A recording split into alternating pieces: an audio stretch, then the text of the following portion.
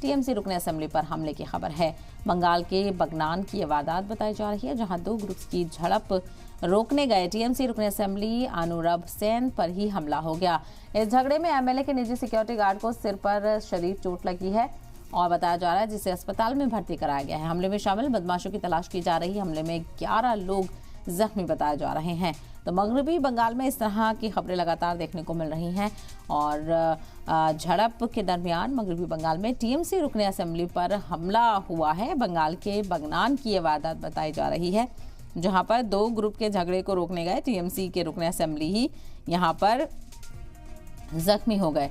तो टीएमसी रुकन असेंबली अनुरभ सेन पर भी हमला हुआ है और इस झगड़े में एमएलए के निजी सिक्योरिटी गार्ड को भी सिर पर गंभीर चोट आई है।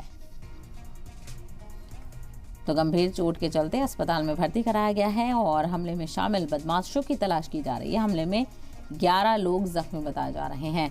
तो मगरबी बंगाल से बड़ी खबर, जहां पर टीएमसी रुकन असेंबली पर हमले की खबर है।